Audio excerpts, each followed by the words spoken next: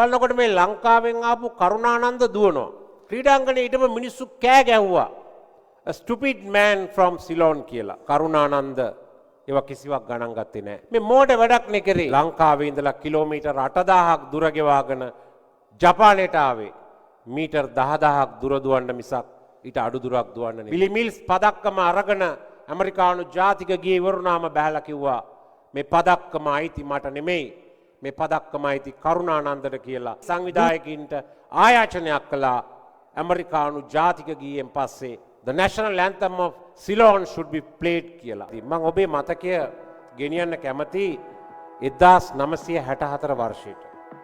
1964 වර්ෂයේ දෙවැනි ලෝක යුද්ධෙන් තමුන්ගේ රටම විනාශ වෙච්ච හිරෝෂිමා නාගසාකි බෝම්බ ප්‍රහාරයෙන් අවුරුදු 100 ගණනක් පස්සට ගිය ජපානය බාරගත්ත මේ ඔලිම්පික් උළෙල පවත්වනවා. මේ ඔලිම්පික් උළෙලට ශ්‍රී ලංකාව නියෝජනය කරමින් එක ක්‍රීඩකයෙක් සහභාගී වුණා. ඔහු මීටර් 10000 ඉසව්ව සඳහා සහභාගී වෙච්ච ක්‍රීඩකයෙක්.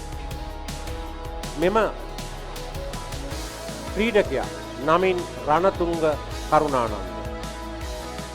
මේ ක්‍රීඩාගාරයේ 60000ක් ප්‍රේක්ෂකයෝ හිටියා එදා. අද වගේ ප්ලාස්ටික් වතුර බෝතල් නැහැ. එදා තිබුණේ වීදුරු වතුර බෝතල්. මොහු සහභාගී වුණේ මීටර් 10000 ඉසව්ව. මීටර් 10000 ඉසව්ව ආරම්භ වුණා. ලෝකේ රටවල් 54ක ක්‍රීඩකයෝ හිටියා. මේ ක්‍රීඩාංගණේ ටෝකියෝ ක්‍රීඩාංගණේ එක වටයක් යන්න මිනිත්තු 4ක් ගත වෙනවා. මේ ක්‍රීඩාංගණේ 26 වෙනි මිනිත්තුවේදී තරගය ආරම්භ වෙලා ඇමරිකා එක්සත් ජනපදයේ බිලි මිල්ස් නව තරග වාර්තාවක් තබමින් මෙම ඉවෙන්ට් එක මෙම ක්‍රීඩා තරගයේ ජයග්‍රහණය කරා මීටර් 10000 ඉසව්ව. පළවෙනියා තේරුවා, දෙවෙනියා තේරුවා, තුන්වෙනියා තේරුවා. අනිත් හිටපු ක්‍රීඩකයෝ එක එක්කෙනා අයින් වුණා. මේ අයින් වුණාට පස්සේ තවම පොඩි මිනිහෙක්, දැන් ඔබ දන්නවා මේ මීටර් 10000 වගේ එකක් දුවන්න බොහොම ඇමරිකාවේ වුණත් කළු සම්භවයක් තියෙන අය තමයි පොඩි මිනිහෙක් දුවනවා. බැලුවා. බලනකොට මේ ලංකාවෙන් ආපු කරුණානන්ද දුවනවා. හැබැයි බිලි මිල්ස් තරගය නිම කරනකොට කරුණානන්ද හිටියේ වට 3ක් පිටිපස්සේ. ඒ කියන්නේ කරුණානන්දර තරගය නිම කරන්න ඕන නම් තව මිනිත්තු 12ක් දුවන්න ඕනේ. ක්‍රීඩාංගණයේ ඊටම මිනිස්සු කෑ ගැහුවා. A stupid man from Ceylon කියලා. ඒ කාලේ අපිට කිව්වේ බ්‍රිටිෂ් Ceylon කියලා. A stupid man from Ceylon, stupid man from Ceylon කියලා අර අතේ තිබිච්ච වීදුරු වතුර බෝතල් වලින් ක්‍රීඩාංගණයට විසි කරා. කරුණානන්ද ඒවා කිසිවක් ගණන් ගත්තේ නැහැ. ඔහු දිව්වා.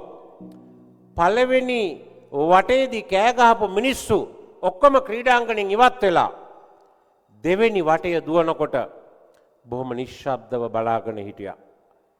කරුණානන්ද විනාඩි 8ක් ගත කරලා තරඟ නිම වෙලා විනාඩි 8ක් ගත කරලා තුන්වෙනි වටය දුවනකොට ස්ටුපිඩ් මෑන් කියලා කෑ ගහපු මිනිස්සු ලෝක වාර්තාවක් තිබ්බ බිලි මිල්ස්ට ඉඳගෙන අප්පුඩි ගහපු මිනිස්සු 60000ක් ප්‍රේක්ෂකයෝ ලෝකේ විවිධ රටවලින් ආපු නැගිටලා අප්පුඩි ගහුවා කමෝන් සිලෝන් කියලා.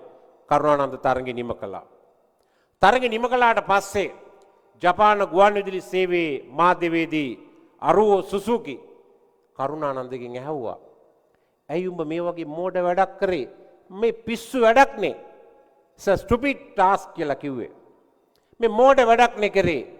කරුණානන්ද කිව්වා, මම ලංකාවේ ඉඳලා කිලෝමීටර් 8000ක් දුර ගෙවාගෙන ජපානයට ආවේ මීටර් 10000ක් දුර දුවන්න මිසක් ඊට අඩු දුරක් දුවන්න නෙමෙයි කියලා. කරුණානන්දගේ මේ කතාව අද වගේ WhatsApp, ඉමෝ, Facebook තිබුණේ නැහැ. ලෝකයේ පුරා මුද්‍රිත මාධ්‍යවල පළවෙන්න පටන් ගත්තා. අද ඉන්න ජපානයේ අධිරාජ්‍යයේ සීයා නරුහිතෝ, අද ඉන්නේ එයාගේ තාත්තා අකිහිතෝ, එයාගේ තාත්තා හිරෝහිතෝ අධිරාජ්‍ය පහුවදාම රොයල් ප්‍රොක්ලමේෂන් එකක්, රාජකීය ආඥාවක් නිකුත් කරා. කරුණානන්දට ජපානයේ සම්මාන පුරවැසිභාවය දුන්නා. ඒ විතරක් නෙමෙයි, අධිරාජ්‍ය නියෝග කළා කරුණානන්දගේ මේ කතාව ජපානයේ පහේ පන්තියේ පෙළපොතට ඇතුළත් කරන්න. අවුරුදු 40ක් කරුණානන්දගේ මේ කතාව නොනවතන උත්සාහය the perseverance and persistence කියලා ජපානයේ පෙළපොතේ තිබුණා. දෙවෙනි ලෝක යුද්ධයෙන් විනාශ වෙච්ච ජපානයේ ලෝකේ හොඳම වාහන නිෂ්පාදකයා වෙන්න ආසියාවේ දියුණුම රාජ්‍ය වෙන්න කරුණානන්දගේ මේ කතාව ඉවහල් වුණා. ජපාන් වැසියන්ට අපි නොපසුබට උස්නාහයෙන් අපිට වැඩක් බාර දුන්නොත් අපි කරන්න ඕනේ කියන හැඟීම ඇති වුණා. ඒ විතරක් නෙමෙයි.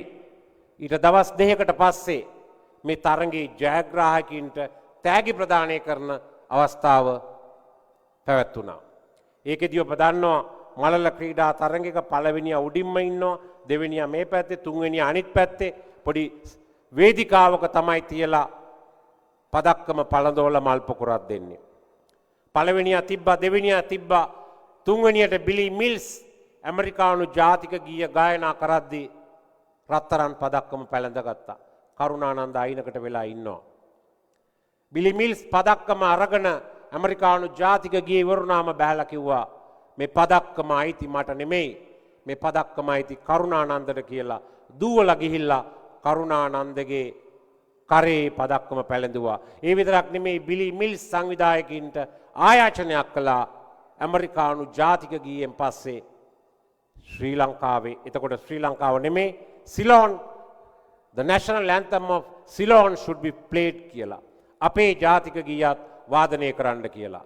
මේ කරුණානන්දගේ කතාව මේ ක්‍රීඩකය දෙපැත්තෙම ඉන්න අපේ ක්‍රිකට් ක්‍රීඩකීන්ට හොඳ ආදර්ශයක් වෙනවා. ඒ විතරක් නෙමෙයි, දැන්ට දින කීපයකට ඉස්සෙල්ලා ජපාන තානාපතිතුමා ලංකාවේ මම දැක්ක කතාවක් කරලා තියෙනවා. අද මේ වෙනකොට ජපාන රජය තීරණයක් අරන් තියෙනවා මේ කරුණානන්දගේ කතාව ජපානයේ ඉහළ පන්තිවල පෙළපොතට ඇතුළත් කරන්න.